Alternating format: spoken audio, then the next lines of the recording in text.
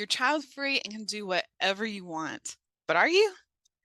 Hey, y'all, I'm Jennifer, the Time Freedom Intentional Living Strategist for child free business owners. Today, I'm going to talk about what's holding you back from fully embracing your child free lifestyle and 3 reasons why you'll want to embrace it. So let's go. So, here are some common reasons why you may not be fully embracing your child free lifestyle. First of all, societal expectations. All your life, societal norms have pressured you to live your life or create your business a certain way. Anything outside of that isn't normal, and you get backlash simply because you have different values, thoughts, and beliefs, right? And of course, that's not fair. Sometimes it can be difficult to determine which opinions are yours versus society. This has a huge effect on decision making, like doing things because you're supposed to, but in reality, you don't want to, but you do it anyway to keep the peace. And this is how we become people pleasers, except you're the one that's miserable. It's important to stand up for your own values and beliefs. Having these boundaries comes respect. You teach people how to treat you, and you become more confident in who you really are. Fear can also really hold you back. Here's a few types of fears and how they can prevent you from living your best life. Fear of failure. This is perhaps the most common fear that people experience. Many of us are afraid of failing and what that might mean for our self-esteem or reputation. To me, failure means things didn't go the way I wanted it to, especially when most of that was out of my control, like the death of my mom, getting sick, anything like that. I had no control over it. But once I stopped trying so hard and focused more on what I can control, it doesn't emotionally hurt my ego as bad anymore. Then I can move on and try again and try something else. A lot of the times I say the phrase, feel the feels and move on kind of thing. Because when you feel like a failure, of course your feelings matter, but I don't want you to dwell on them, okay? We just want to pick ourselves up and get back into solution mode. And then there's the opposite side of it, the fear of success. Okay, I know. Why would you be scared of success, right? First, let me say that success looks different for everyone. And of course, that's okay. If everything looked the same, if we were all the same, this world would be pretty boring, right? Believe it or not, some people are actually afraid of succeeding. They may fear that success will bring too much attention or pressure, or that it'll change them in ways that they don't want to. I've actually felt like this and still do sometimes, but nothing like I used to. The times when I do still have my fear of success, sometimes I'm afraid that I won't be able to physically or mentally handle my business if I have a flare up and not get the most out of the life that I want.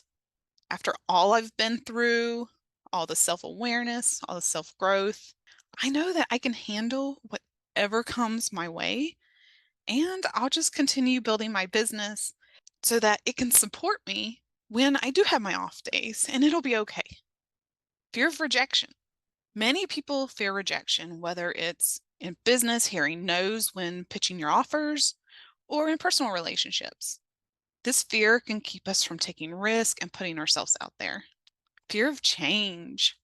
Change can be scary for many people, especially if it involves leaving your comfort zone and taking risks. But the thing is, change is inevitable, whether it's good or bad. This too shall pass. Fear of the unknown. The unknown can be so terrifying for most of us, as we often fear what we can't see or understand. This fear can especially be prevalent in business, where new ventures and opportunities may be uncertain, but that's part of the journey. You don't need to know everything that'll happen. Sure, you'll have a plan. You're not a seer. You're not going to know everything that's going to happen. Instead, learn along the way, and you'll learn the most by doing. Besides, everything you've ever learned or done was unknown before you did it. So nothing else is any different from that. Yes, you'll have that, like, like you'll feel like you want to pull back and not do it, but you just got to take that first step. And then you build that momentum, and next thing you know, it's not unknown anymore. You have a better idea of what you might be able to do because of past situations, or you might know someone who knows how to get you started or has been there. The unknown isn't as scary as we think it is. Fear of criticism.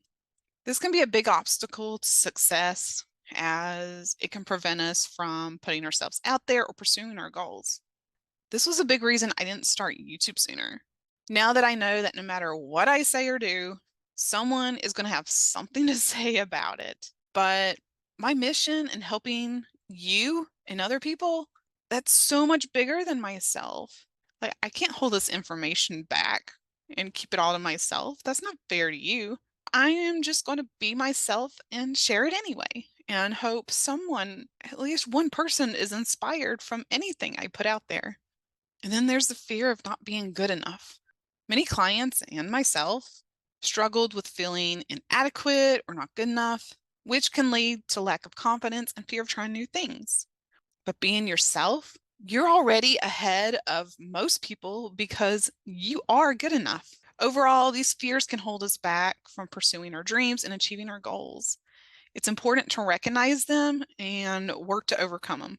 That way you can live your best life and achieve your version of success in your business or anything else you want to do.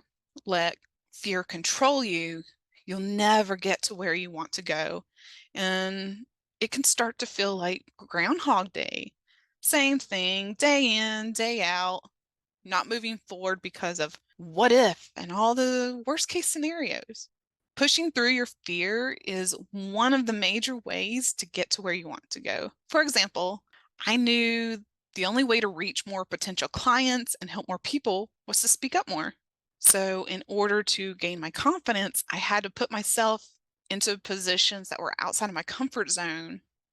For example, I knew the only way to reach more potential clients and help more people was to speak up more. So to slowly gain my confidence in speaking in front of people and being on camera was for me to stand up in front of hundreds of people and introduce myself.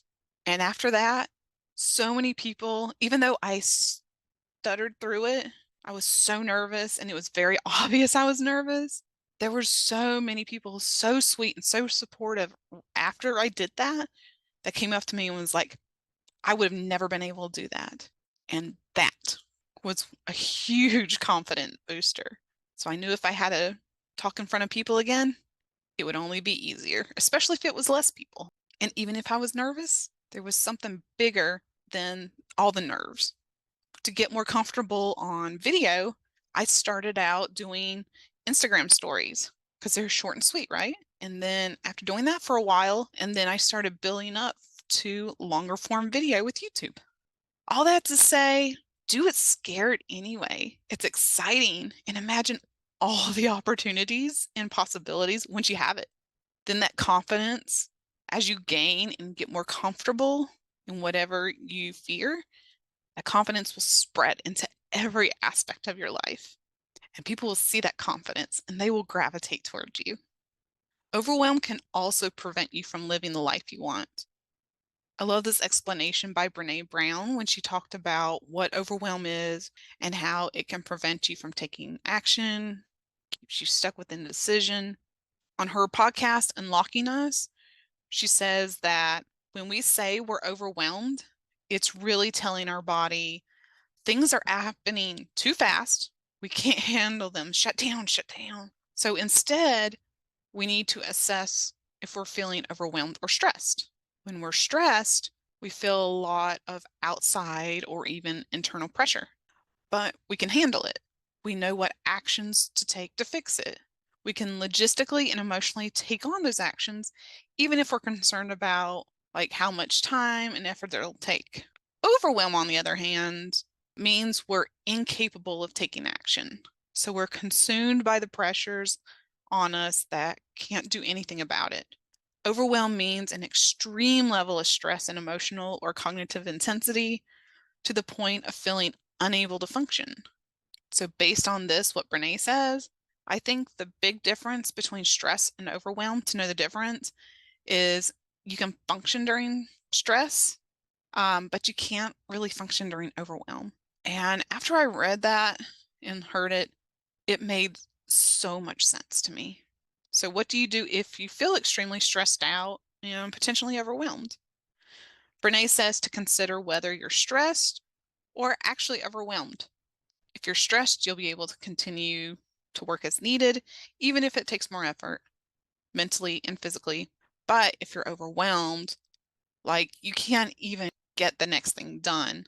You need to do nothing, not do nothing and continue as normal, but literally do nothing.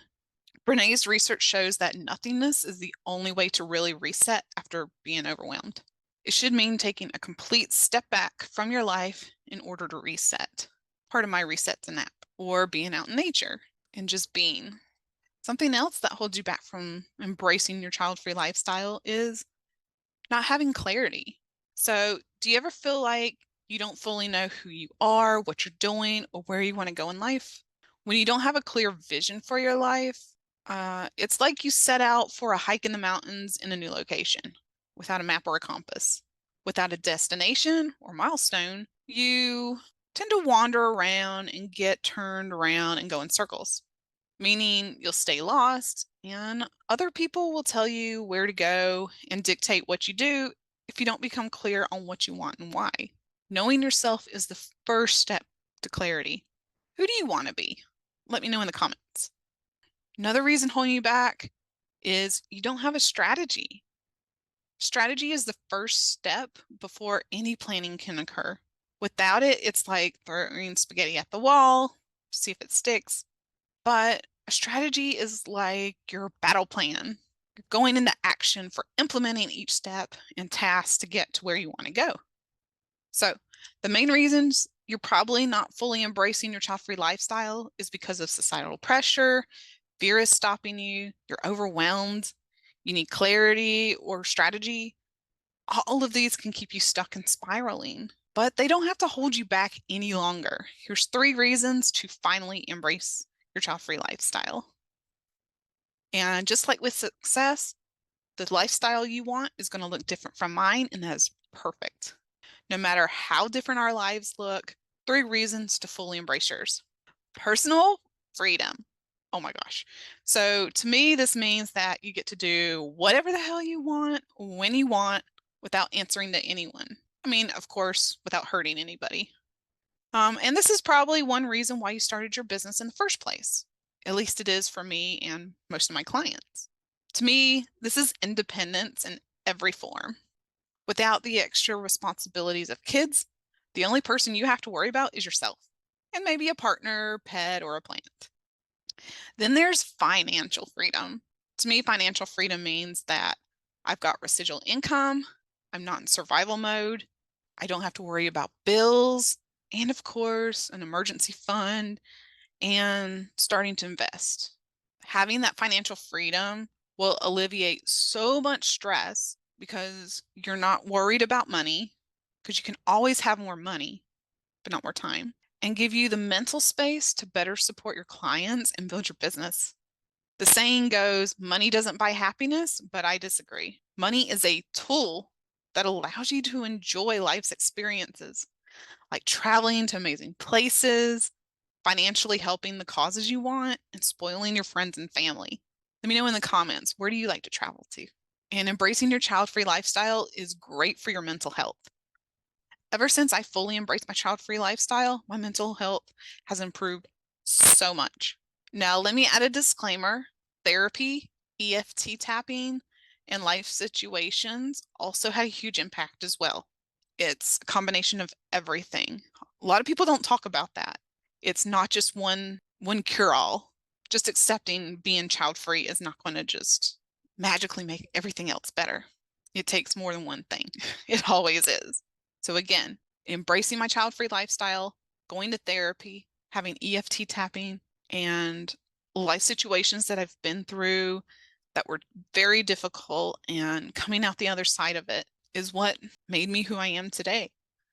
And then finally embracing being the fun, child-free aunt, dink, business owner, and not giving fucks about what society thinks about my choices has been so freeing. I've been so much happier in general too. I realized that having my own child would be terrible for my mental health and full of resentment. Since my mental health has been so much better, I'm more confident in who I am, what I want out of life, and I'm able to handle situations now, whatever comes up, with a much clearer head and a lot more calmly. Even if I'm freaking out inside, I go into solution mode much quicker. Another big reason to embrace your child-free lifestyle is for environmental responsibility. Without children of your own, your footprint on the planet is much lower, and you only have to worry about your personal footprint, from overpopulation to trash, wasted food, whatever environmental thing that you are passionate about. This is one of the main reasons many child-free business owners I've talked to don't have kids. You're able to improve the natural environment and reduce the impact that your business operations has on the environment as well. And your business is able to give back to causes. Who doesn't love that, right? So don't let societal expectations, fear, overwhelm, all that mess hold you back any longer. I hope this inspires you to fully embrace yourself, and I am here for you. So if you would like support around how to gain some time freedom and live an intentional child-free life, book your free consultation in the description below. Thank you so much for taking your time today with me, and I'll see you in the next video.